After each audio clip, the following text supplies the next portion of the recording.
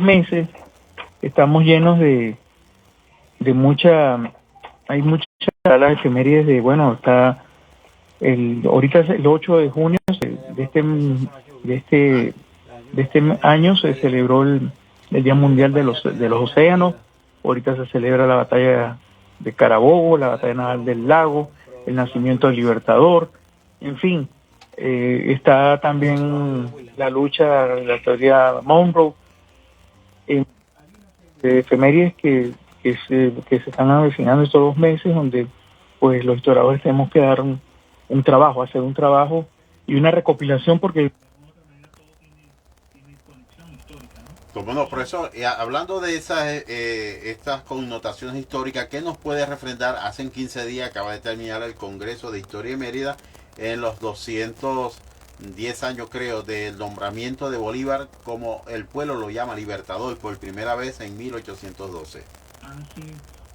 Sí, se celebró acá en Mérida el Congreso de Historia, el Congreso de Historia local, regional y nacional, en el cual pues se cumplían los 200 años del paso del Libertador por el estado, por los Andes merideños, donde es en la ciudad de Bailadores, donde se proclama el Libertador le proclama el Libertador, se le hace título del pueblo, ¿no? En proclamación del mismo pueblo. Y bueno, esa gesta en que viene desarrollándose en la campaña admirable desde Bogotá hacia Caracas y pasando saliendo de Cúcuta y entrando hacia los estados andinos de Mérida, Táchira y Trujillo, ¿no? Sí, se hicieron actos como... Esto no, disculpe, profesor, esto nos hace recordar cuando San Martín le recomienda a Bolívar que se nombre rey y no libertador, y Bolívar prefirió ser libertador que llamarse monarca. Ajá, exactamente, sí. Bolívar recibe el título de libertador acá en Mérida, en la ciudad de los Caballeros, y bueno, y aparte de ello, pues al libertador se le dio toda la ayuda por parte de hombres y mujeres, guerreros, y que estaban a favor del proceso independentista. Fueron 18 días que se estuvo el libertador aquí en Mérida, y 18 días donde, bueno, pude recopilar hombres que se fueron al servicio del Libertador a luchar, a seguir la gesta independentista.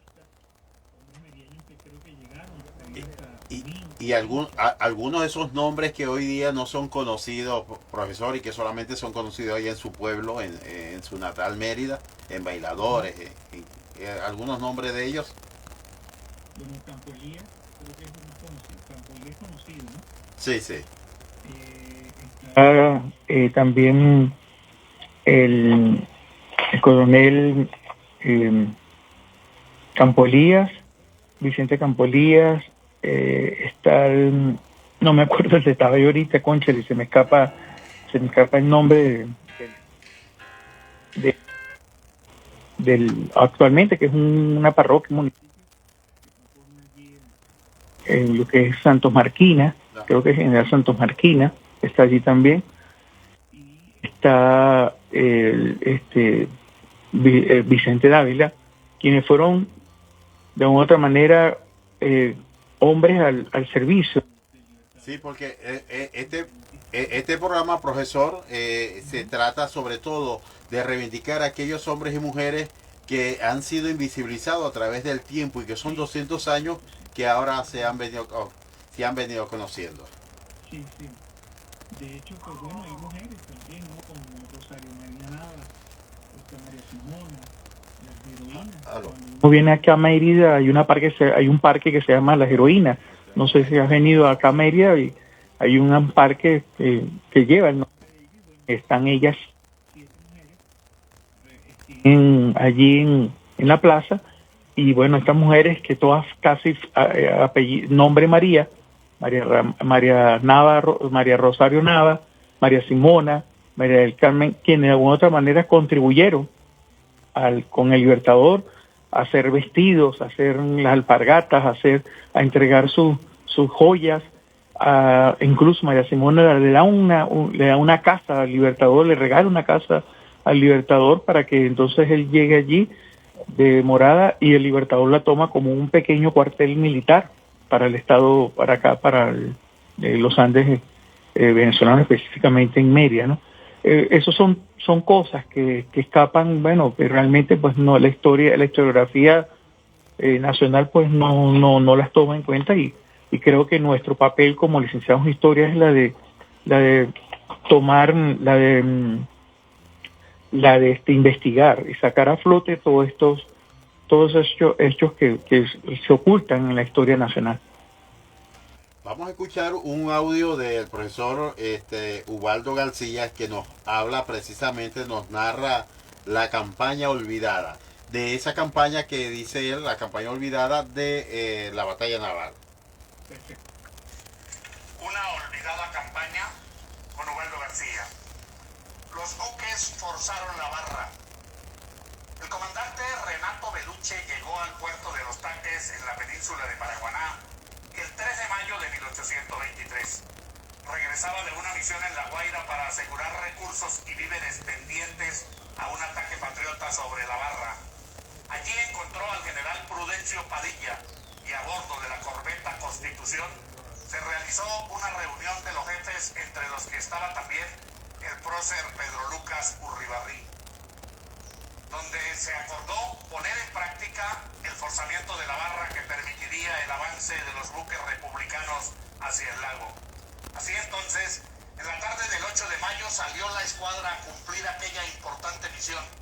Eran 5 bergantines, 7 goletas de guerra y una cantidad de pequeñas embarcaciones que se lanzaron por el canal para abrirse paso por entre las baterías de los castillos y fortificaciones, perdiendo solamente la nave Gran Bolívar, que encalló cerca de la isla de Zapara.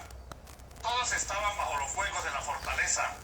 La navegación dentro de la bahía del Tablazo era complicada y solo marineros con experiencia lograron llevar los buques después de numerosos atascos hasta el lugar seguro. Dice la narración que al anochecer del 14 de mayo la flota republicana fondeó frente a Maracaibo y en adelante se movieron entre Punta Palma y los puertos de Altagracia. Durante todo el mes de mayo y parte de junio, las fuerzas de un lado y otro se movieron en las aguas del lago. Se dieron combates y escaramuzas. Se mantenía una observación estricta para aprovechar el mejor momento y atacar. El cuartel general de las fuerzas del rey estaba en Maracaibo y mantenía relación con la barra por tierra y agua, en tanto que los patriotas dominaban la ribera oriental del lago desde Punta de Palmas hasta los puertos de Moporo y Gibraltar. Ya para entonces se habían encontrado Manrique y Padilla, que a la postre serían los triunfadores en aquella campaña. Bueno, ahí escuchó los puertos de Moporo y Gibraltar, profesor. Sí, es también importante esa parte de la zona del lago, ¿no? Gibraltar, y bueno, todo lo que es la cuenca hidrográfica del lago Maracaibo, sobre todo el sureste, ¿no? Está Gibraltar, está Bolures. Así es. Y bueno, no sé si estaría Palmarito en ese entonces, es que yo no sé, ¿no? Pero sé que Gibraltar es el puerto principal, San José de Gibraltar, y bueno, al año estaría Bolures y Palmarito, ¿no? Sí, y Moporo también. Y Moporo. De Trujillo, el puerto de la Teina, todavía me parece entonces ya existiría como tal con ese nombre, ¿no? Pero de allí son esas pequeñas plataformas que de alguna otra manera contribuyeron a un proceso que esa gente olvidada, esa gente que no se toma en cuenta en el proceso histórico, pues de ahí también contribuyera.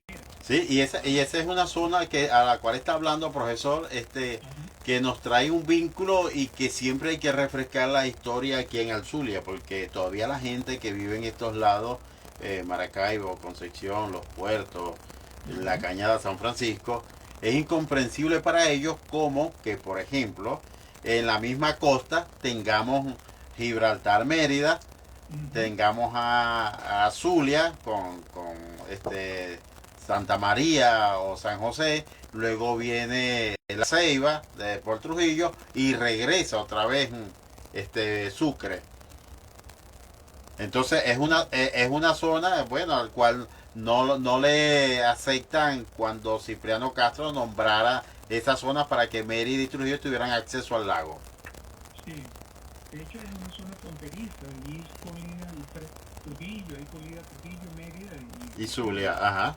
Sí, es una zona bastante fronteriza, es una zona, incluso el puerto de San José de Libertad fue un puerto muy importante, ya que de allí salía mucho todo lo que era fruto, el cacao, el café, el guineo y todos estos frutos tropicales que iban a España. En grandes cantidades. El oro verde, el plátano. También. Y se dice que de Colombia se traía oro, diamante y diamante y no sé, otra piedra preciosa. Bueno, oro y diamante que salían de allí del puerto de San José de Gibraltar y que llegó a estar en esa zona el pirata Morgan. Así es. Morgan se enteró de que en esa zona se estaba comercializada con oro, con diamantes traídos de Colombia. Bueno, hace unos 2 años se comentó pues de que el barco del pirata Morgan había aparecido por esos lados del sur del lago, esa costa. Sí, y entonces el pirata Morgan se entera y decide irse a ese puerto con el fin de robar y atracar, porque esa era su función, robar y atracar a estos barcos que comercializaban esta serie de piedras preciosas, ¿no? Como era el oro, el diamante, sacados de Colombia que pasaban por este puerto. Bueno, Esto pues sí, el café, el cacao, el guineo, los frutos producidos en esta zona pues eran transportados de allí sacados hacia el Golfo y del Golfo hacia la zona, hacia Europa, donde iban a comercializar con nuestros productos autóctonos, acá propios de la región. Así es. Bueno, profesor, ya vamos a identificar la estación. Nos ha dado mucho placer tenerlo en nuestro programa Cuna Libertadores para toda Venezuela, desde Maracaibo, Estado Zulia, en la señal de radio RNB 91.7, quien nos sintoniza acá, y los demás hermanos, amigos, usuarios de la estación a nivel nacional con su número correspondiente. ¿Qué puede enumerar usted para despedirse en esta su primera oportunidad en nuestro espacio Cuna Libertadores? Sí, bueno, seguir, yo creo que nosotros tenemos que seguir con estos espacios de como Cuna Libertadores, está haciendo una ventana, porque es una manera de proyectar y ver nuestra historia local y regional también, en el cual, pues, yo repito, no aparece en la historia nacional.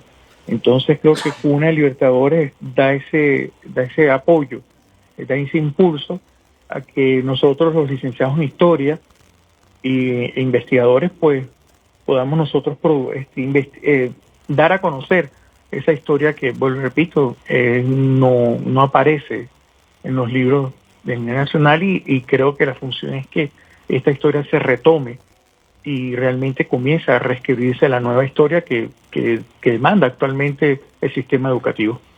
Qué bien, bueno, gracias, profesor. Nos hace recordar en la década comienzo de la década de los 90 y finales de los 80, cuando tuvimos la primera experiencia, nada más y nada menos, con un solo pueblo en la gira, todos los pueblos para un solo pueblo. Por esos pueblos estuvimos en Mérida, con un solo pueblo. Qué bueno. Bueno, será entonces esta otra oportunidad, profesor. Gracias por compartir con nosotros. Vamos a hacer contacto con Ubaldo García y con el profesor Ramón Chirino desde Falcón. Gracias, profesor. Buenos días. Sí. Identificamos y volvemos.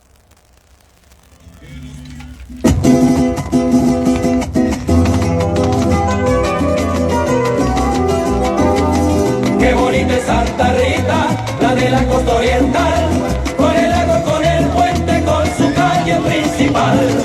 Ya 2 siglos han pasado desde el tiempo colonial, cuando allá en Punta Camacho te vinieron a fundar.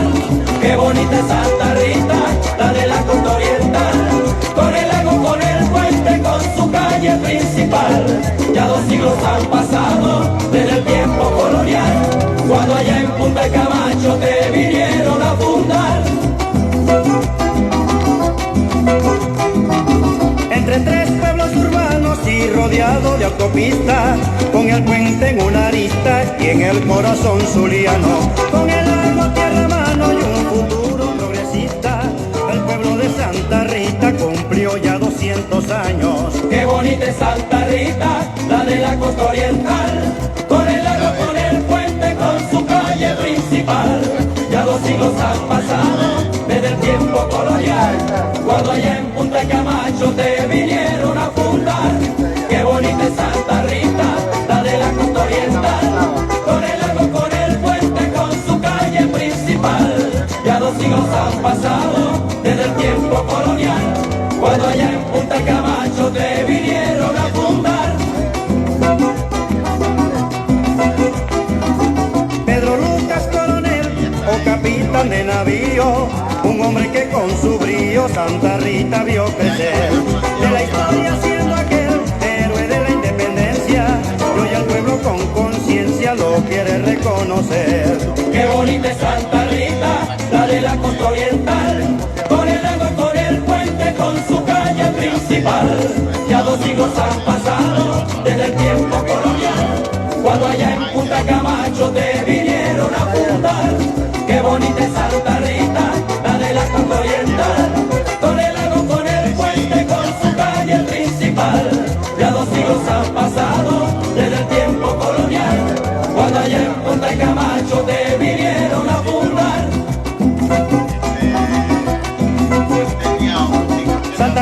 Santa Rita, municipio y capital, nadie lo puede negar porque la historia está escrita.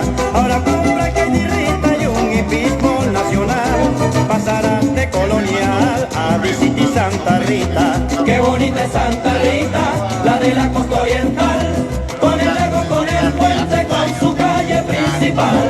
Ya 2 siglos han pasado desde el tiempo colonial, cuando allá en Punta Camacho te vinieron a fundar. Qué bonita es Santa Rita, la de la costa oriental, con el lago, con el puente, con su calle principal. Ya 2 siglos han pasado desde el tiempo colonial, cuando allá en Punta Camacho te vinieron a fundar.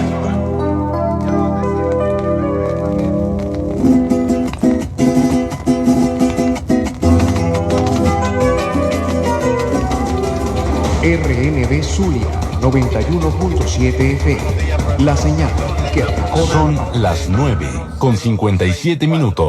9:57. Estás escuchando Cuna de Libertadores.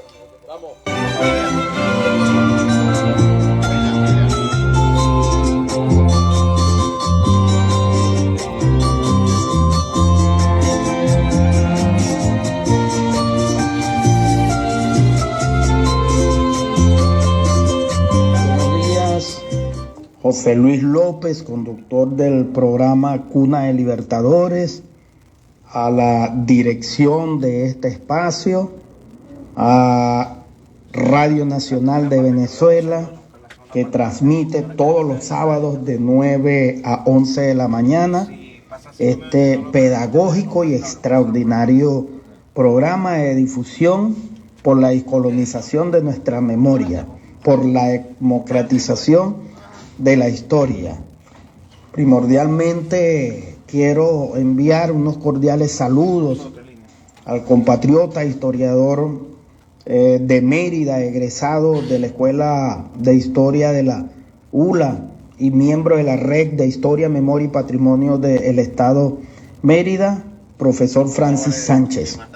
Saludo muy afectuoso a Francis Sánchez allá en Mérida, en la ciudad de Mérida. Del mismo modo, al compatriota Ramón Chirinos, de la Escuela de Historia de la Universidad Francisco de Miranda, que también va a participar en este programa de hoy. Es una articulación producto de la Red de Historia, Memoria y Patrimonio de Venezuela, cuya responsabilidad tenemos en el equipo, pues, de conducir en todo el territorio. El tema de hoy se refiere al triunfo de la campaña de Maracaibo y el inicio de una verdadera batalla bicentenaria de escala geopolítica continental y mundial. Una de las trampas ideológicas sobre las cuales se soporta el paradigma positivista es la barrera o la traba de separar el pasado del presente. No es casualidad que veamos proferir constantemente que la batalla naval del Lago fue hace 200 años y eso ya pasó y no tiene nada que ver con nosotros. Es una trampa realmente ideológica. Otro que es neutra la historia y la política es absolutamente falso. Es un choque de visiones contrapuestas lo que se gesta una vez que ocurre este espléndido triunfo de la batalla naval del Lago de Maracaibo el 24 de julio de 1823, pasado desapercibido totalmente por una historia lineal, fragmentaria, localista y que además separa el pasado del presente e invisibiliza el protagonismo popular, la participación femenina. Recordemos que la campaña del Zulia, también denominada campaña Maracaibo, culmina con esta brillante victoria lacustre y que a raíz de ello se produce la capitulación firmada el 3 de agosto, ratificada el 4, eso es correcto, pero que se firma como tal, se acepta la rendición oficialmente es el 3 de agosto de 1823 en Maracaibo, en la casa, la capitulación. Comienza la evacuación de los españoles y adeptos al régimen, bien lo decía ayer en la videoconferencia transmitida vía Zoom con la Comisión Especial de la Asamblea Nacional para el Bicentenario de la Batalla Naval del Lago. Lo decía claramente que en esa emigración el triple de la cantidad de esos emigrados eran civiles. Entonces es imposible decir que la historia es neutra cuando había un choque primero de la ideología monárquica con la ideología republicana. Eso lo evade totalmente el positivismo que soporta al capitalismo en el campo de la historia. No es conveniente porque se develan intenciones ocultas. El rey marcaba o lo define un sistema de gobierno monárquico, que ya sabemos lo que es la monarquía, y la república por consiguiente tenemos que saber. Entonces había tres sectores, pues el sector radicalmente defensor del rey, que eran españoles, eso era un tercio de los que emigraron hacia Maracaibo, hacia Cuba, perdón. Los criollos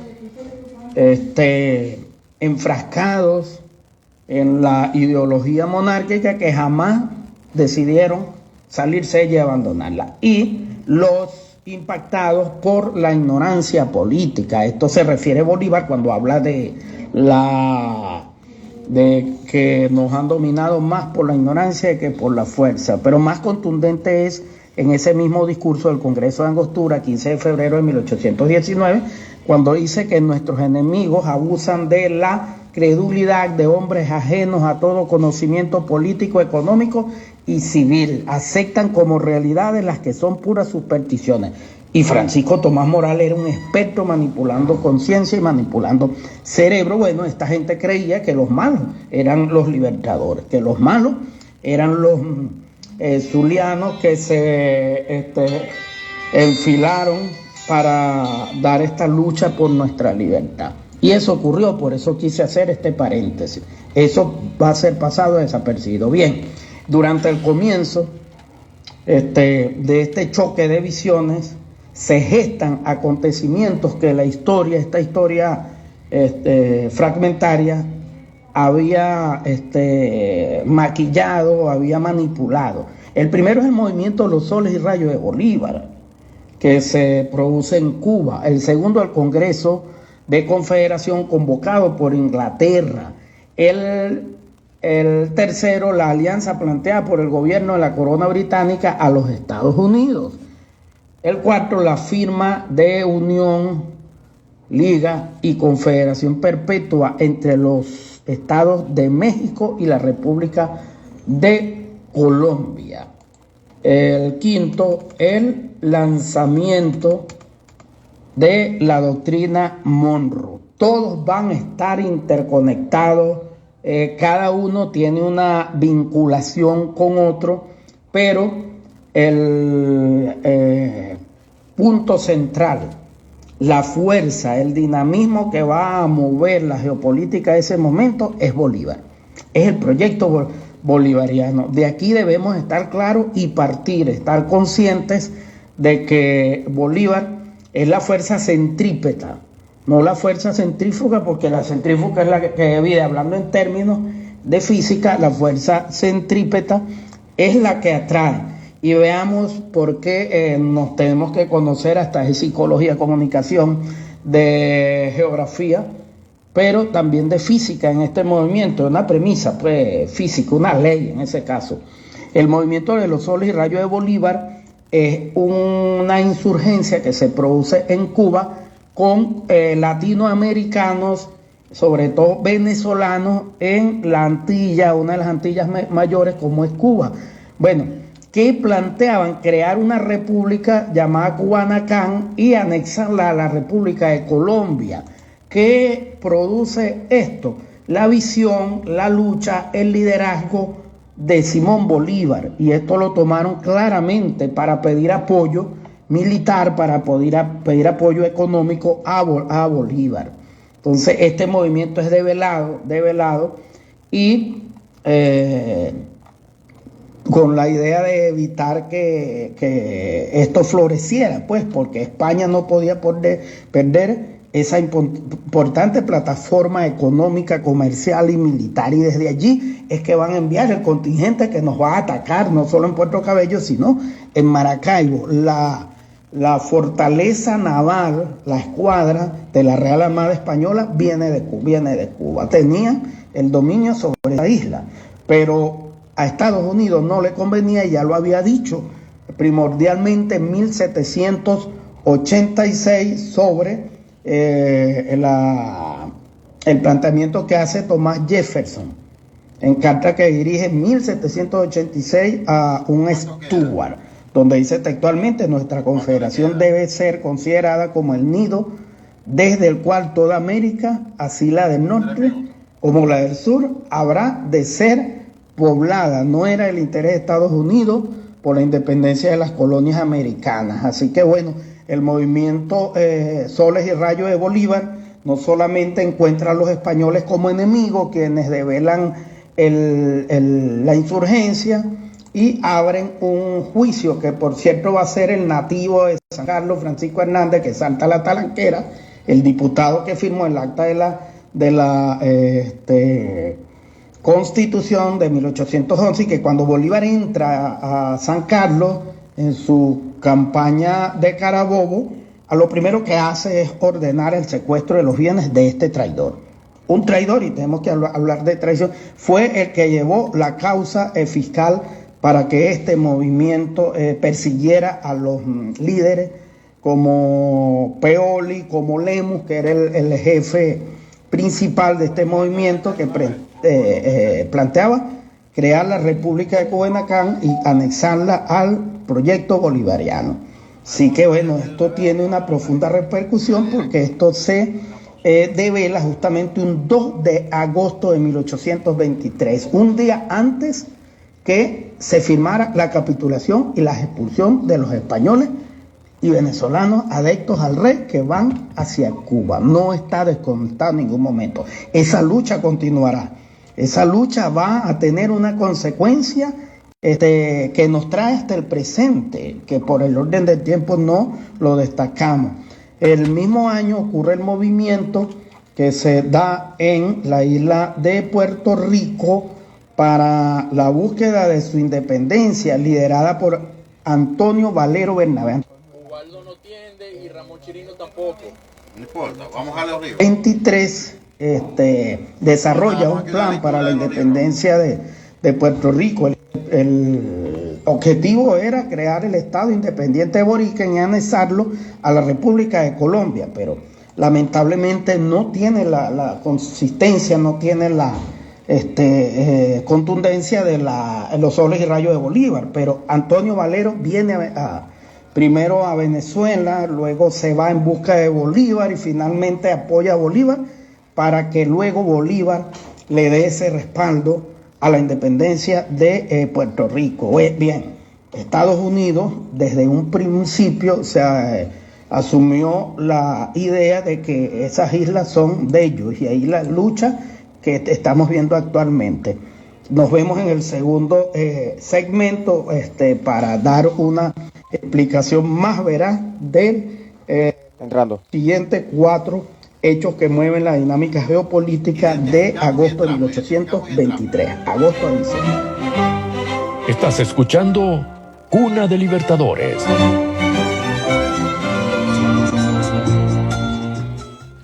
Diez minutos, entramos nuevamente a nuestro espacio, gracias con esa orientación del profesor William, quien está cumpliendo ahorita una gestión social y por eso participa de esta manera. Vamos a traerle a colocación en el desarrollo de la batalla naval del lago. En su organización del libro de Yollis dice lo siguiente: en fechas como esta, preparándose lo del 16 de junio de 1823, se ratifica la organización del mando para la operación conjunta contra Maracaibo. El general Mariano Montilla sería el comandante en jefe de todas las fuerzas terrestres y navales que operarían contra Maracaibo, bajo cuyas órdenes actuarían el general Manuel Manrique y el contraalmirante José Prudencio Padilla, quienes podrían proceder en sus respectivos mandos de forma independiente, pero prestándose mutua colaboración para garantizar y facilitar el éxito de la operación, hasta que entraran en contacto con Montilla. Se fijó como el objetivo más importante de la campaña la conquista del dominio del mar en el lago, para la cual se determinó como objetivo estratégico el ataque y destrucción de las escuadras en el enemigo que mantuviera dentro del mismo, que es lo que estaba resumiendo ahorita el profesor William García. Continuamos. Los objetivos estuvieron acertadamente seleccionados, puesto que la destrucción de la escuadra enemiga privaría a los realistas de la movilidad y de los elementos logísticos requeridos para su sostenimiento, y que a la vez proporcionara a los republicanos estos mismos medios con los cuales podría actuar con mayor facilidad, eficaz con la concepción del ejército de la operación privada. A los realistas del dominio y del mar sobrevendría su debilitamiento físico y moral, con la cual se conseguiría su segura y pronta rendición. A esto se debe cuando toma a Maracaibo nuestro ejército patriota y se llevan la imprenta para los puertos de Altagracia. Proseguimos. Esta organización del mando fue la más adecuada para evitar las numerosas fricciones ya que habían entre Padilla y Manrique, ambos jefes de grandes méritos y capacidades, pero que no se entendían muy bien, aunque embotellados los buques de Padilla incursionaron en el lago e irrumpieron la navegación de las piraguas que conducían provisiones al mercado. Puede decirse además que entonces empezó a organizar el gobierno realista presidido por Morales por la provincia de Maracaibo, pues quedaban cortadas todas las vías usuales por donde podía recibir abastecimiento, ya estaba bloqueado, y que por la escuadra que tenían embotellada. El general Gómez, con la división a su mando, al saber que lo ocurrido, se dirigió a La Guajira y avanzó hasta el río Socuy. Al tener Morales noticia de este movimiento, organizó tropas suficientes y se encaminó hacia dicho río, dejando la plaza al cuidado del coronel Jaime Moreno, con una guarnición con su calidad más por el número que podía defenderla en caso de que fuera atacada por Padilla. La maniobra de distraer la atención de Morales hacia el norte mientras que Padilla maniobraba dentro del lago les resultó bien, puesto que la debilidad de la defensa de la plaza dio ocasión a que el coronel Manuel Manrique, al frente de las compañías, cayese sobre Maracaibo por dicho lado, mientras un destacamento que la atacaba por el lado sur al lado de la Arriaga, quiere decir la Cañada.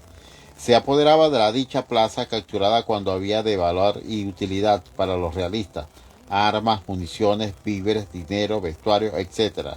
Y desmantelaría las baterías de las murallas que defendían el lago y el lado ribereño llamado El Milagro. Cuando regresó Morales de su excursión, supo que Laborde se había movido de Puerto Cabello hacia el Golfo con intenciones de penetrar por el lago para venir en su ayuda. Luego le llegó la noticia de que su arribada forzosa a los taques y su solicitud de prácticos para entrar a la barra, como Laborde lo citó en el castillo para conferenciar, eleccionando por sorpresa a los republicanos, no atendió este llamado y envió en su lugar al coronel Narciso López. Los sucesos que acaecieron en la región desde ese día se explican en el tema que hemos venido tratando. 10-15 minutos. Seguimos escuchando al profesor William García. La alianza planteada por el gobierno de la corona británica a los Estados Unidos responde a la amenaza que significa para ellos la convocatoria del Congreso Anfictiónico de Panamá. Pero a mucho antes, la invitación que le hace Bolívar a todas las naciones independizadas de la colonia española a la firma del Tratado de Unión, Liga y Confederación Perpetua. Esto es el cuarto suceso, pues, que mueve la dinámica política entre agosto y diciembre de 1823. Y precisamente ese congreso, convocado por Inglaterra, tiene amplias repercusiones. Se da precisamente en esa fecha. El boicoteo norteamericano con respecto a la lucha de Cuba se refleja en acciones diplomáticas y hasta militares, y ya lo explicamos, pero hay otro aspecto también eludido intencionalmente, y es el Congreso, repito, convocado por Inglaterra. Paralelamente a la convocatoria que hace Bolívar, la historia dominante no nos había dicho, había ocultado, había maquillado que Inglaterra convoca otro congreso, y esto lo devela Bolívar en carta que hace el 5 de agosto de 1823. Quienes nos escuchan, José Luis López, que dirige el programa Cuna de Libertadores en esa maravillosa plataforma de Radio Nacional de Venezuela, a solo 2 días, escuchen, de haberse firmado la rendición de las fuerzas realistas de Maracaibo, el Libertador se dirige a su ministro plenipotenciario Bernardo Monteagudo para exponerle en contexto, y al respecto le expone: debe saber usted con agrado y con sorpresa que el mismo gobierno de Buenos Aires entregó a Mosquera un nuevo proyecto de confederación de Liboja. Joaquín Mosquera era el diplomático que Bolívar había enviado para la firma del Tratado de Unión y Confederación, Liga y Confederación Perpetua. Bien, lo firman en Perú el 6 de julio de 1822, luego va a Argentina y ahí el proyecto es boicoteado, y a eso se refiere Bolívar. Dice que debe saber con sorpresa que Mosquera le entregó el proyecto de confederación, se lo entregaron en Buenos Aires para reunir en Washington, escuchen bien, un congreso de plenipotenciarios con el designio de mantener una confederación armada contra la Santa Alianza, compuesta de España, Portugal, Grecia, Estados Unidos, México, Colombia, Haití, Buenos Aires, Chile y Perú. Pero Bolívar estaba totalmente consciente, Bolívar tenía un conocimiento profundo y agudo del desenvolvimiento geopolítico internacional, y por eso no vacila en calcular la intención de Inglaterra cuando convoca paralelamente al Congreso Anfictiónico de Panamá. No era otra que tumbarle esa convocatoria de unidad, de confederación de los pueblos americanos. con la visión bolivariana, por supuesto. Entonces, entre mayo y agosto ocurren acontecimientos que van a dar con este segundo suceso que tocamos en la dinámica geopolítica, y es que en carta que despachó el Libertador el 24 de mayo, ya se lo había adelantado a Sucre desde Guayaquil. El Libertador le escribe lo siguiente, ese es 24 de mayo de 1823, que Inglaterra desea formar una liga con todos los pueblos libres de América y Europa contra la Santa Alianza para oponerse a la cabeza de los pueblos y mandar al mundo. Escuchen bien, mandar al mundo. Más adelante le agrega, luego que Inglaterra se ponga a la cabeza de esta liga, seremos sus humildes servidores, porque formando una vez el pacto con el fuerte, ya es eterna la obligación del débil. Es una, si se quiere, una premisa política del pensamiento geopolítico del Libertador, que ocurre en mayo, cuando está prácticamente iniciando el pleno apogeo la campaña de Maracaibo. Se dan acontecimientos que tienen que ver con la campaña de Maracaibo, y por eso es que esto pasa a ser un hito en la historia del hemisferio, porque van a confluir en esos 5 hechos que estamos destacando.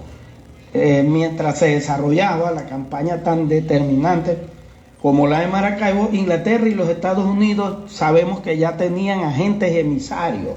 Estados Unidos reconoció de manera hipócrita en junio de 1822 la existencia oficial del Estado de Colombia, y la intención era enviar diplomáticos a estudiar todos estos movimientos que estaba desarrollando Bolívar. Igualmente Inglaterra estaba totalmente claro, y por eso convoca a ese congreso. A Estados Unidos no le conviene, porque la sede que planteaba Inglaterra convocar ese congreso paralelo al de Bolívar para boicotearle su proyecto era mundial, porque veamos los países que está convocando. Esto se cae porque es la fuerza de Bolívar, y se cae porque a Estados Unidos, repito, no le conviene esto. De hecho, ya estaba maniobrando 3 días después que Bolívar le envía esa carta a Bernardo Monteagudo, 27 de mayo de 1823. Por otra parte, el secretario de Estado,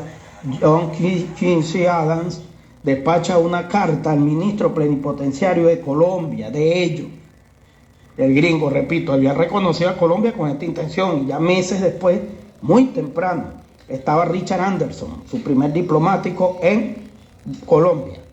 El 27 de mayo, Adams se le envía una carta a Anderson donde le daba directrices de la política de Washington hacia Colombia. ¿Qué hace allí? Analiza las fortalezas y debilidades de Colombia tanto a nivel interno como externo, y advierte que Colombia puede llegar a ser un peligroso competidor comercial, político de los Estados Unidos. Oigan bien, puede llegar a ser un peligroso competidor comercial y político de los Estados Unidos. Insiste en establecer relaciones comerciales bajo el principio de la nación más favorecida. Es una doctrina unilateral, como la doctrina que vamos a ver más adelante, que es la doctrina Monroe, una doctrina unilateral. Estados Unidos, desde sus orígenes, jamás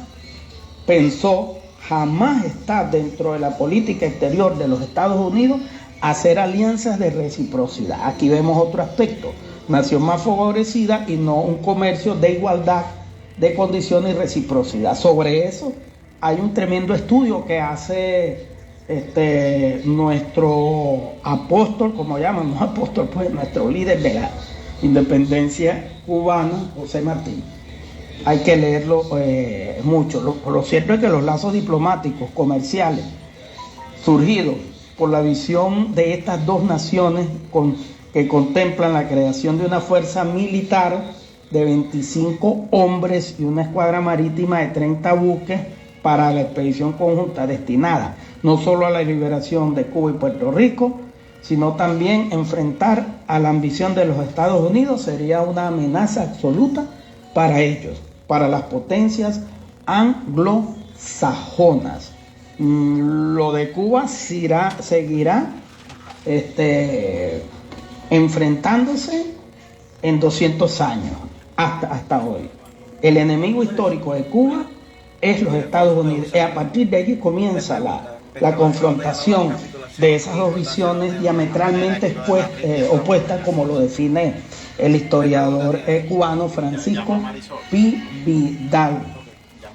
Muy buen estudio de ese contexto nos hace el cubano Francisco Pi Vidal en su tremenda obra. El otro aspecto es la convocatoria de la doctrina Monroe. Esto es una idea que nace del ministro Canning, quien se reúne el 10 de agosto con el embajador norteamericano Ricardo Roos en Londres. Ya se había salido de la Santa Alianza. La salida de la Santa Alianza, si bien es un hecho que se vincula porque es la plena intención de Inglaterra de formar una alianza, porque bien lo define Bolívar, nuestro pueblo no es el europeo ni el americano del norte.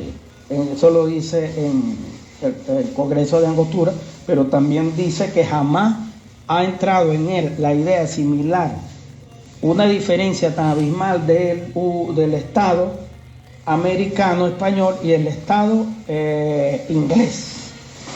Define claramente la identidad de lo que son los anglosajones, lo que es la visión racista, la visión supremacista, unilateral, y de la visión, sobre todo la concepción política de Inglaterra, que no cambia. Inglaterra reconoce al imperio de Pedro I. 3 minutos. ¿Me da tiempo ir y volver?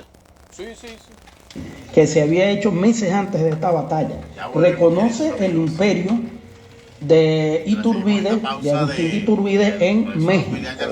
Y dicen claramente que no les conviene una democracia universal. Oiga bien, dicen claramente ese ministro Canning que al rey no le conviene,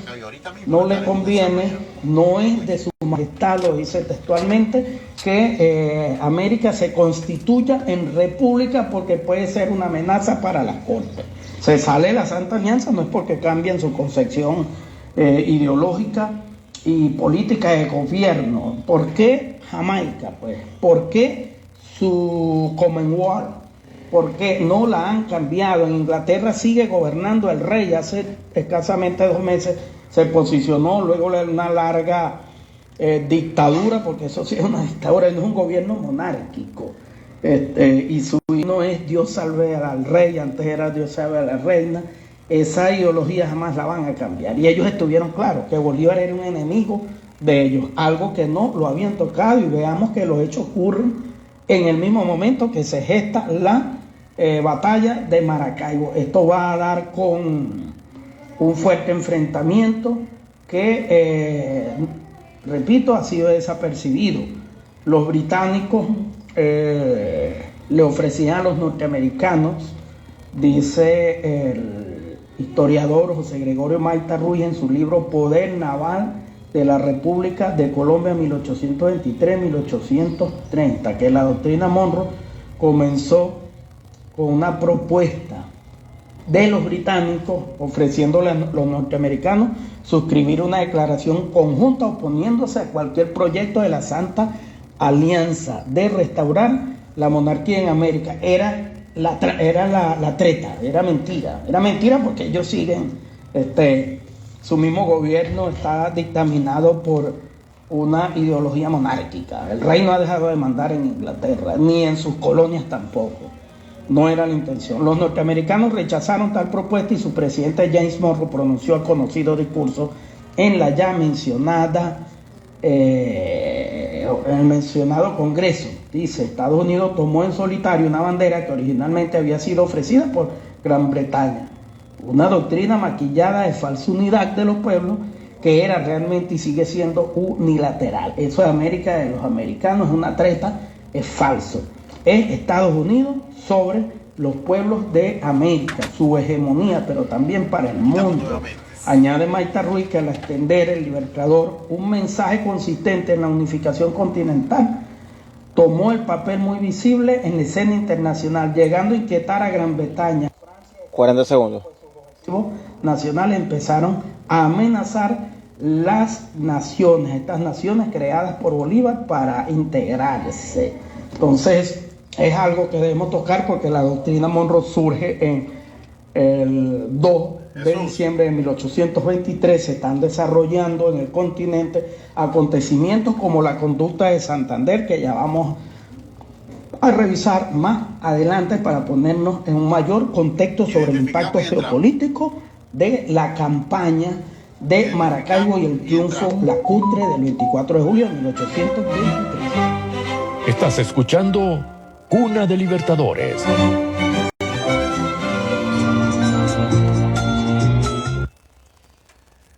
Desde el Sistema Bolivariano de Comunicación e Información, Radio Venezuela, en la presidencia del Sistema Informativo Radio Nacional, la licenciada y viceministra Ibemar Jiménez. En la dirección técnica, Jesús Áñez. En la producción de este espacio, Carlos López. En el guión y texto, licenciada María Cárdenas. Quien habla para ustedes, José Luis López. En San Francisco, el profesor Ángel de la UNED, LORS. Y bueno, en la dirección de Estadal, el licenciado Oscar Silva. Y en la producción estadal, RNB Zulia, también la licenciada Joana Castillo, ahora directora del MINSI Zulia. A petición de varios maestros quienes nos han dicho, mira, que Manrique, que Padilla, queremos saber un poco más de ellos, vamos a tomar el libro de Pedro Luis Padrón y leemos lo siguiente de Manuel Manrique. Cordialmente dedica a doña Lesbia de Manrique, familiar del ilustre prócer. El general Manuel Manrique nació en ese ilustre pueblo cuna de héroes que hoy ostenta el dignísimo nombre de San Carlos, estado Cogede, en el año 1795. La historia muy poco nos señala que su inmortal existencia, a pesar de que merece un tan alto puesto en las páginas de todas las historias americanas, y gracias a sus familiares podemos hoy decir algo de su prominente vida. El general Manuel Manrique comenzó sus servicios militares en los movimientos republicanos de 1810, al lado de varios jóvenes de San Carlos bajo las órdenes del general Francisco Rodríguez del Toro, formando parte de la expedición de Occidente. En 1811 y 1812 estuvo bajo las órdenes del general Francisco de Miranda. Perdida la República a causa de la felonía de los aventureros de Monteverde al violar de manera cínica la capitulación de San Mateo y perseguir a muerte a todos los patriotas leales a sus principios, pudo el general de la brigada Manuel Manrique que escaparse a través de los bosques y escondites hasta la aparición de Bolívar en 1813 por Occidente. Combatió en Bárbula las trincheras de Araure, Carabobo, en ambas acciones, Aragua, el Yaguar, Angostura, Calabozo, el Sombrero, Simón Ortiz, Los Pastos, Gemesa, Vargas, Pitella y en Maracaibo. Hizo la campaña de Guayana con Piar y con Simón Bolívar, parte de la de Apure con Páez, la Nueva Granada y Venezuela con el Libertador hasta 1821. Luego fue destinado a Maracaibo, siendo uno de los que acompañó a Padilla en la campaña que completó la libertad del Zulia. Joven todavía, murió en Maracaibo en 1823, siendo intendente del departamento de aquel valeroso y activo oficial de la primitiva Colombia, que por su meritoria hoja de servicio era una promesa de la patria. Después de este acontecimiento que los patriotas celebraron como un triunfo, Rivas se retiró a Caracas y Bolívar volvió a sus preparativos para la campaña de Occidente. En virtud de sus órdenes dejó a Campo Elías en Calabozo, una guarnición de 1000 hombres al mando del teniente coronel Pedro Aldao, para observar a Boves. Con el resto de su división se dirigió a San Carlos. Hacia el mismo punto marchó a Libertador el 27 y bien pronto, gracias a su infatigable actividad, se vio allí reunida una fuerza de 3.000 soldados o un poco menos. Subdividiéndose en estos 4 cuerpos tranquilares, uno de los de vanguardia a órdenes del teniente el coronel Juan Manuel Manrique, compuesto del batallón Valeroso, cazadores, otro que mandaba al coronel Francisco Florencio Palacio, y a él pertenecía un batallón que se llamó Sin Nombre, por haber sido forzado con los restos de la infantería destrozada en Barquisimeto. El tercero, o de la retaguardia, regía Villapol y componía sus filas parte de los soldados vencedores de Ibajirama. En estas 3 acciones formaban la primera línea de la batalla bajo las órdenes del general Rafael Urdaneta. Bien, tenemos en línea a la profesora Luna. Bueno, continuamos porque está en reunión a la nueva flamante directora de la Misión Cultura del Estado Zulia. Muy buenos días, profesora. Buen día, saludos a todos los radioescuchas y a todos los que hacen posible este hermoso programa.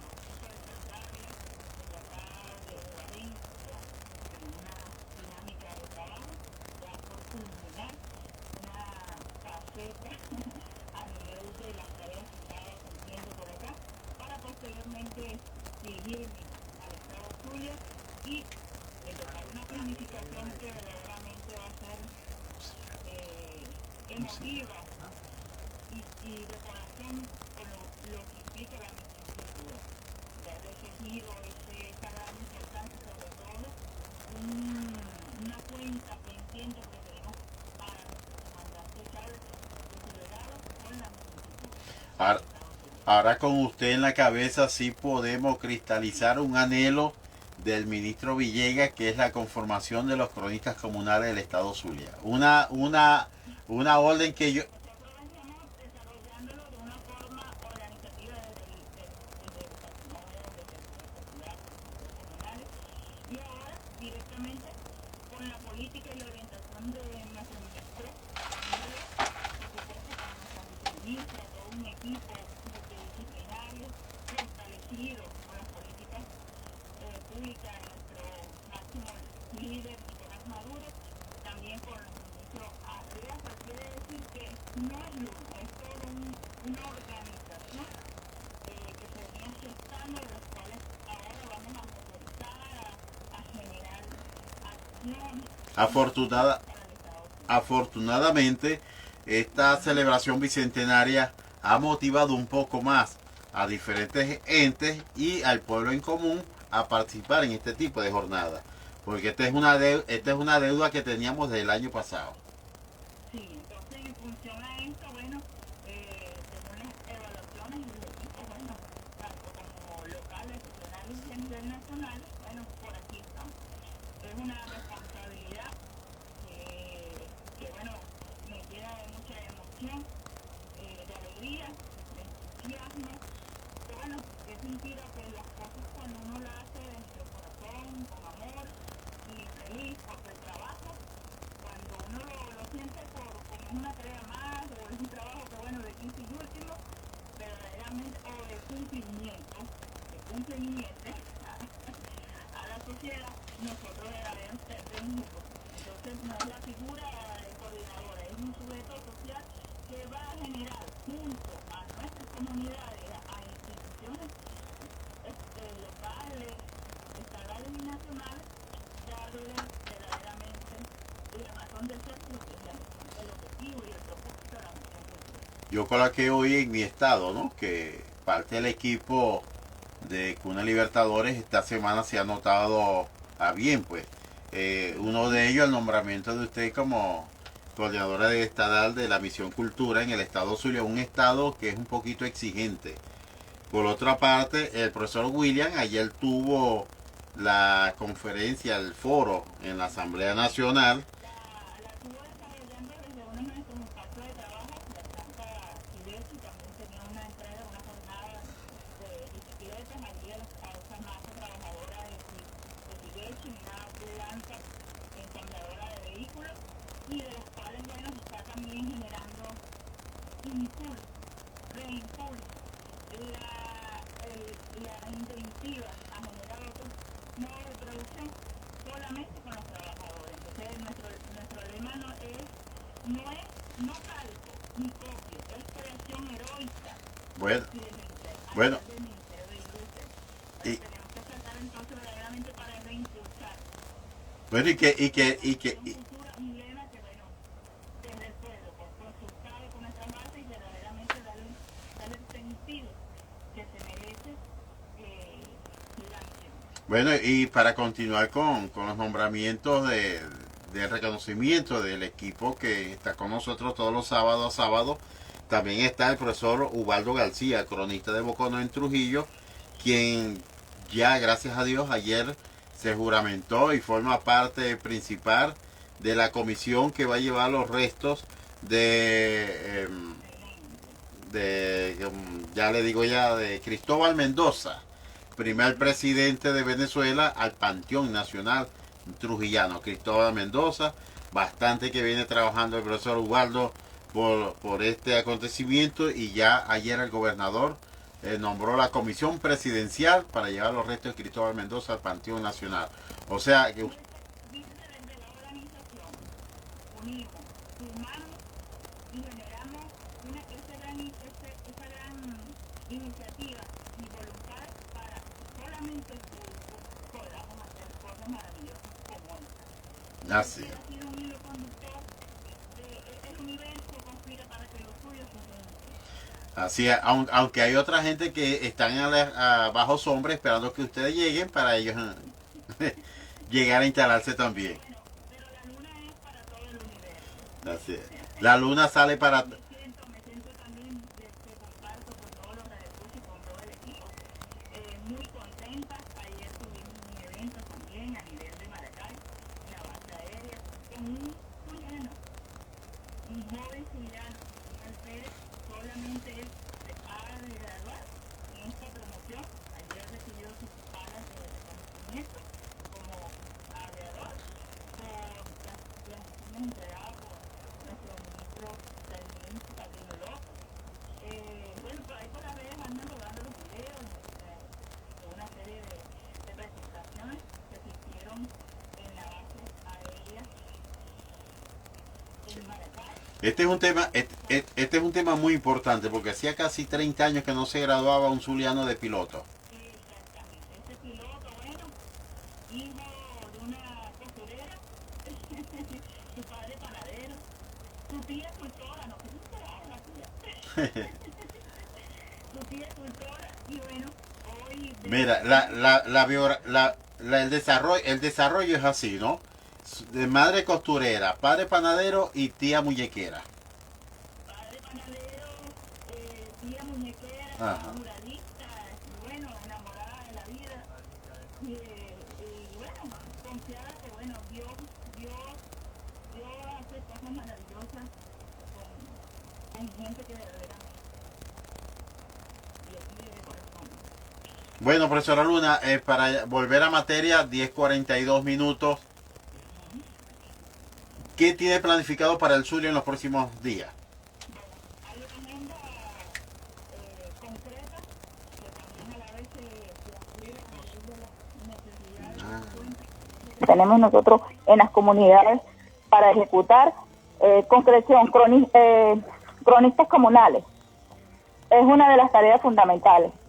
Las historias locales, las cartografías sociales, en función para hacer la caracterización y compilación de nuestros cultores.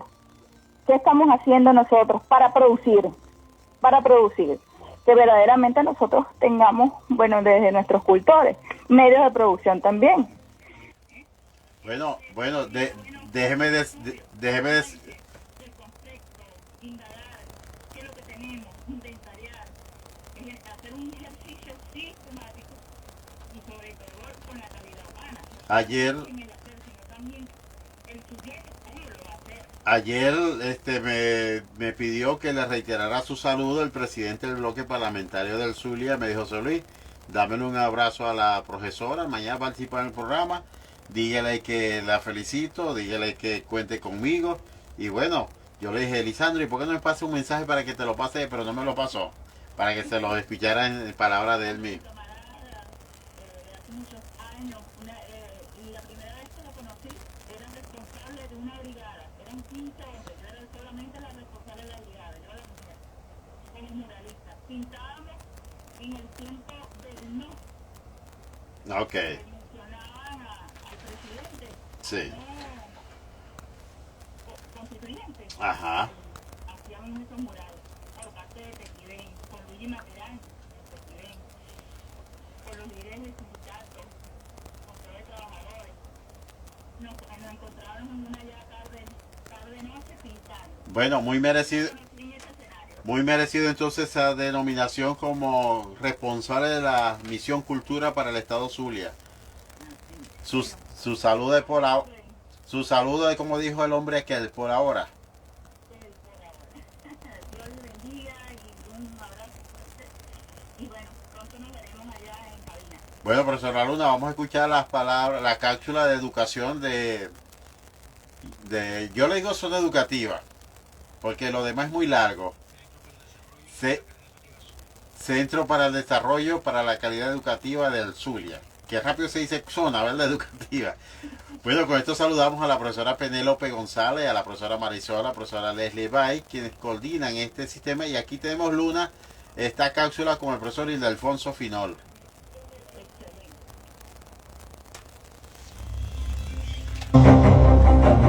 Épica Naval Bicentenaria. Muchachos, ya sistematicé todo el contenido que está hasta ahora. Sí, pero acuérdate que aún tenemos una entrevista agendada con un historiador que ubicó la profe. ¿Y ahora quién nos va a poner a hablar? Él es el doctor Ildefonso Finol. Él es el historiador especialista en etnohistoria. ¿Y eso qué es? Ni idea. Eso fue lo que la profe puso en el grupo. Mejor se lo preguntáis a ella mañana. No, aún faltan algunos puntos para concretar. Dale, estamos hablando.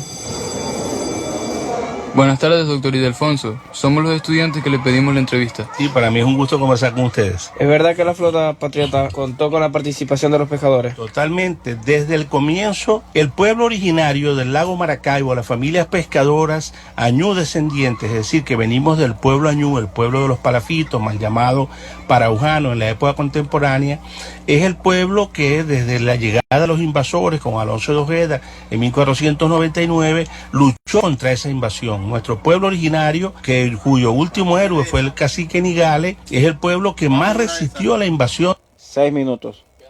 Quedan 4. No a la independencia que se logró. Pero da los créditos nacionales para poderlos pegar. Porque no, como no lo diste temprano, tengo que inventar ahí para pegar los créditos nacionales. Por dónde se iban a meter. Para entrar al lago de Maracaibo tenían obligatoriamente que tener lo que llamaban prácticos, es decir, personas expertas en navegar por ese pequeño estrecho que ustedes vieron allí entre San Carlos y Zapara. Imagínenselo en aquella época que no existía canal de navegación y con el castillo armado hasta los dientes de cañones que disparaban a nuestra flota, de manera que para entrar tuvieron la asesoría de varias personas originarias de nuestras orillas, pueblos pescadores, entre ellos destacar a Pedro Lucas Urribarri, un valiente marinero de nuestra Armada Republicana, a su primo Zenobio Urribarri, que usaba también el alias de Manuel Balbuena, a Felipe Batista, otro importante navegante zuliano, y todo el pueblo pescador de las orillas que se sumó con sus canoas, con sus cuchillos, con sus anzuelos, con sus guarales, a expulsar al último opresor de Venezuela, que fue Morales. Si la batalla fue el 24 de julio, ¿por qué la capitulación ocurre los 3 de agosto? La batalla naval del lago comenzó los movimientos de nuestra escuadra allá entre los puertos y Punta Palma a las 2 de la tarde. Comenzó el movimiento y ya el combate estaba más o menos planteado alrededor de las 2:37 de la tarde y duró unas 3 horas y media aproximadamente. Es decir, terminó con el ocaso a eso de las 6:30 de la tarde, del 24 de julio. Ahora bien, una batalla termina y además estando en barcos y estando en puntos distintos, los jefes de la operación, tanto del enemigo realista como los nuestros, que tenían el cuartel general en los puertos de Altagracia, el intendente y comandante general patriota Manuel Manrique, que era la máxima autoridad político-militar en el departamento Zulia, que el departamento Zulia era muy grande, iba desde la provincia de Coro hasta el actual estado Táchira, abarcando Trujillo y Mérida también, y por supuesto Maracaibo, que era la sede. Entonces era complejo el proceso de negociación. Morales era un hombre muy terco, muy orgulloso, prepotente y vanidoso y necio, Entonces era complicado convencerlo y hubo una negociación diplomática que la dirigió Manuel Manrique y ellos nombraron sus emisarios cada parte para hablar de unos términos de capitulación. Por eso tardó varios días y el 3 de agosto en esa casa que está allí, junto a la Plaza Bolívar, que llamamos Casa de la Capitulación, el último opresor español en territorio venezolano firmó su capitulación y fue expulsado de nuestro territorio. Bueno, ya para concluir, ¿por qué cree usted que es importante que nuestra generación conozca la verdad histórica detrás de la batalla naval del Lago? Detrás de la batalla naval y de todo nuestro proceso de emancipación, porque puedo citar a muchos autores, pero voy a recordar al maestro Luis Vito García, ¿no? Que entre otros, incluso no soy creyente, pero hasta el propio Papa Juan Pablo II lo ha dicho en una visita que tuvo a Paraguay, que los pueblos que olvidan su pasado, que se desconectan de su memoria histórica, pierden sentido de pertenencia, pierden conexión con su ancestralidad y por tanto se convierten en presas fáciles de intereses foráneos, de intereses imperialistas. Por eso es muy importante, vital para la existencia de la República, de la patria, que todas las generaciones, las actuales y las venideras, deben conocer que este país tiene la épica más hermosa, más digna, más sublime de cualquier pueblo del mundo, que nosotros constituimos el ejército a costa de todos nuestros sacrificios, que liberó medio continente y nuestros soldados regresaron a sus casas con los bolsillos vacíos, sin una pieza de oro del Perú ni un gramo de plata del Potosí. Por eso en los museos de Venezuela no hay piezas robadas en otros pueblos como los hay en todos los imperios eurocéntricos, anglosajones y norteamericanos. Entonces es muy importante conocer nuestra historia. 30 segundos. Sepamos quiénes somos, de dónde venimos y por tanto hacia dónde debemos ir. Ok, doctor Ildefonso, muchas gracias por la información. Nos vemos en otra ocasión. Con mucho gusto. La esperaré con ansias.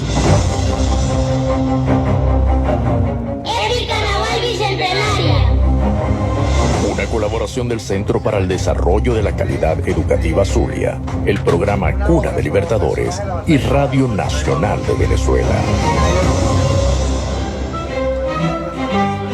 Estás escuchando Cuna de Libertadores.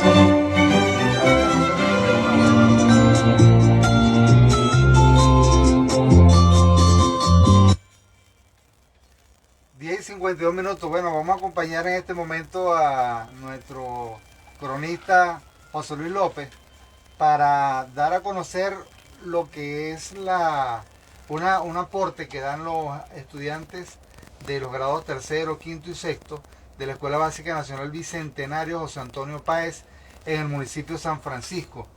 Ellos hicieron una obra que se llama Entrevista a los héroes y heroínas de la Batalla Naval del Lago. En esta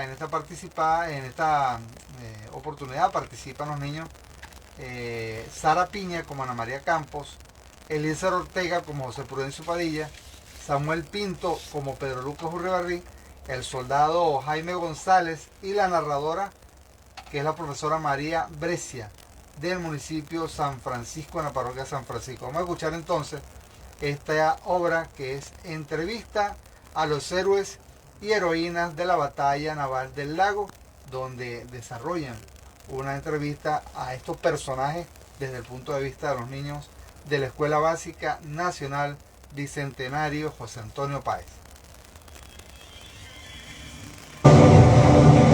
Muy buenos días, bienvenidos una vez más a tu programa Hablamos los Niños. Hoy en conmemoración a los 200 años de la Batalla Naval del Lago, tendremos 3 invitados especiales. Se encuentra con nosotros la heroína Ana María Campos. Hola, gracias. El general José Prudencio Padilla. Muchas gracias por la invitación. Y el comandante Pedro Lucas Urribarri. Agradecido me siento. Quienes compartirán con nosotros parte de la experiencia vivida en este hecho que consolidó definitivamente la independencia de Venezuela, donde las aguas serenas de Maracaibo fueron testigos de esta cruzada.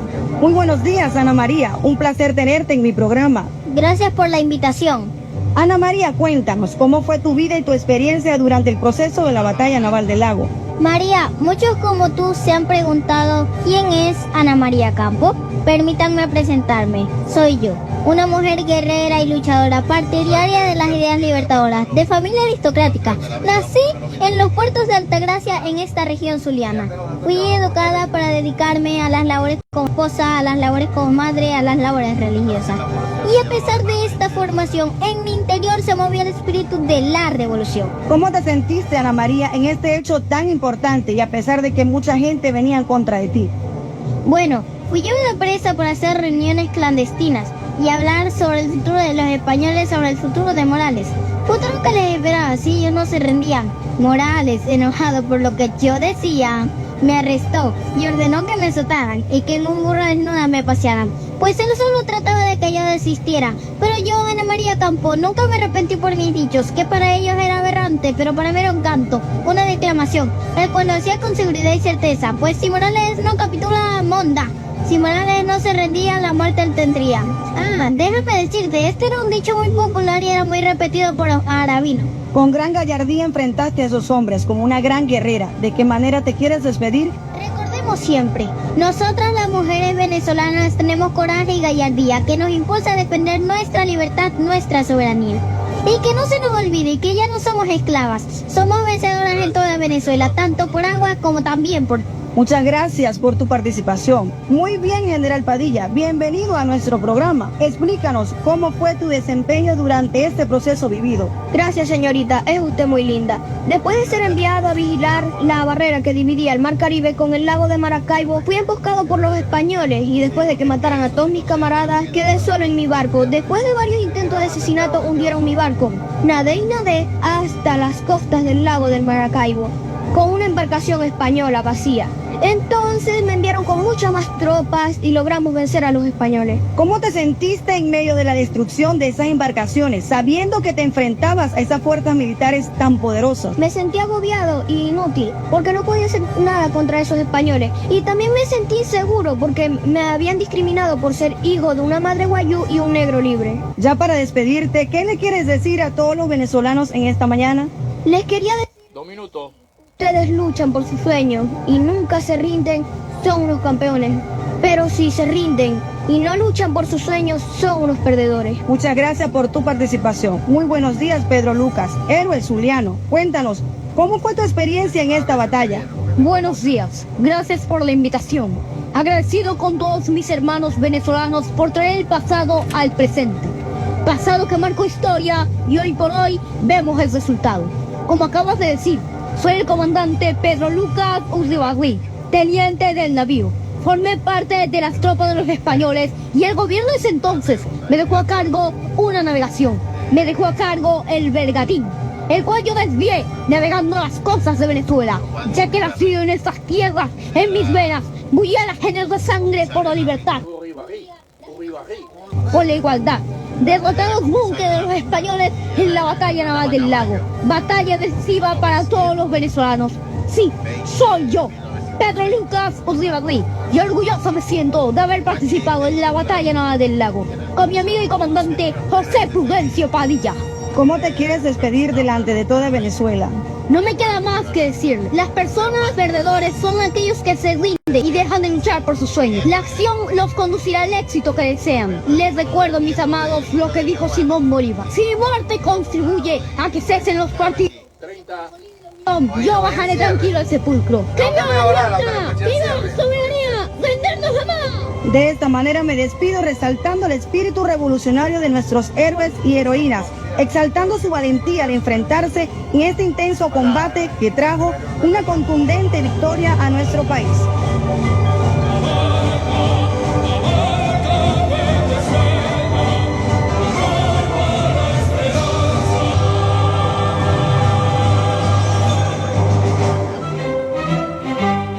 Estás escuchando Cuna de Libertadores. Bueno, queremos saludar en este espacio a Ramón Soto Urdaneta, el 2 veces número 1, y también a la concejal Elizabeth Barrera, allá en Santa Rita, y al diputado nacional Jimmy Rodríguez. Saludos. Bueno, Oscar, quien me acompaña en este momento, director de la estación RNB Zulia, bienvenido a este espacio una vez más. Bueno, esta es su casa.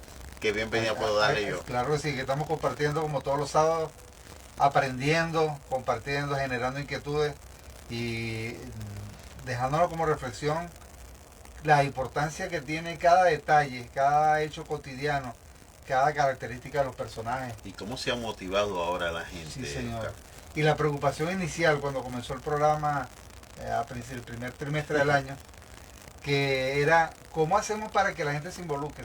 Ya vemos a los niños todos, gracias al programa y la cantidad de actividades que desarrolló la profesora Penélope González, la profesora Marisol, la profesora Leslie Baez, los alumnos que vinieron a hacer algunos trabajos.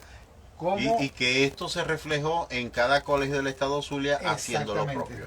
Y un ejemplo es este grupo de jóvenes de San Francisco, que ellos nos prepararon este micro.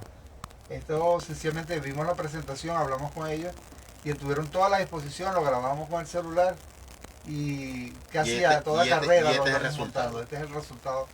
Por supuesto hay que mejorarle el fondo musical, quedó un poco alto, pero por la premura, porque necesitábamos y considerábamos que el compromiso de publicarlo hoy lo más pronto posible y luego mejorarlo y difundirlo era necesario, porque esa preocupación de que los niños se interesaran, los padres se interesaran por nuestra historia, los niños, los maestros, la vemos resuelta. Bueno, la buena actitud. Y lo que comentábamos ahorita en OCA, los mensajes que me han llegado esta semana, que hablemos individual de cada uno de los próceres nuestros, Oscar. Sí, y vimos cómo se nos adelantan los muchachos con esta entrevista a los personajes que hace la maestra. Es como una necesidad. Es una necesidad de entender, comprender cómo es este proceso, cómo eran las personas, sus características. Cuando vemos que, por ejemplo, Ana María Campos dice, sí, se ríe, ¿no? Dice, Morales me perseguía, dice la niña en la entrevista. Se molestaba con todo lo que yo le decía. Y bueno, es la característica, pues una mujer zuliana que se burlaba pues del poder del imperio, de la autoridad, y no creían ellos porque era profundamente venezolana, independentista, libre.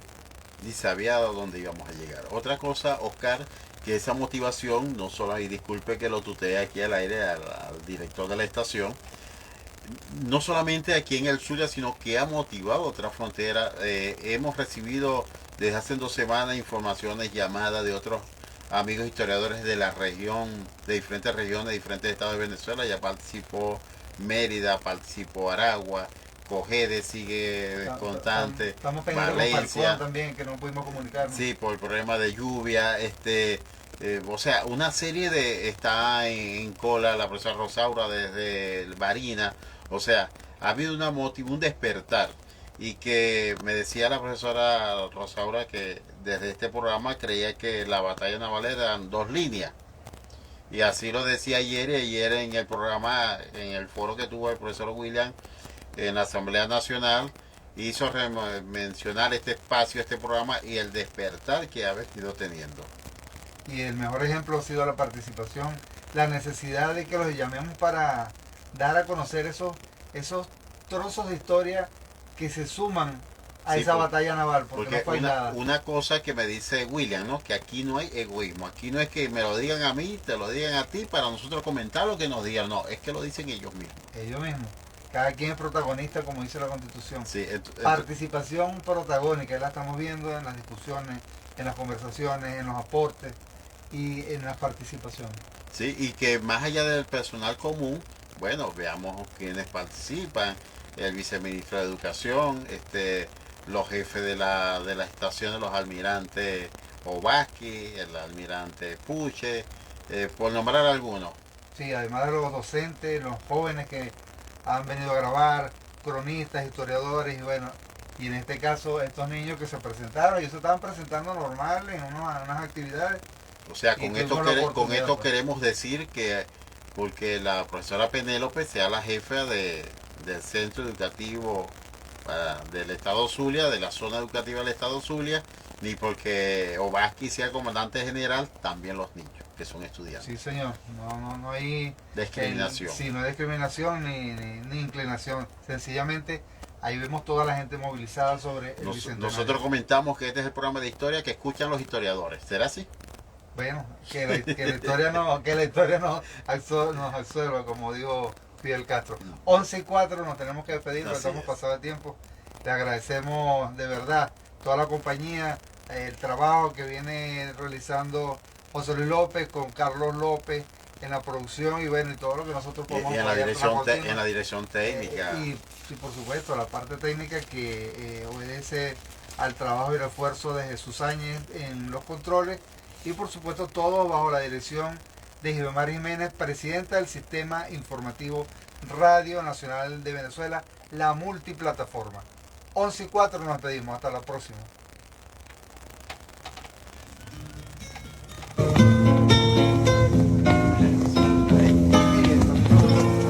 Se conocieron los dos por los lados de Payara.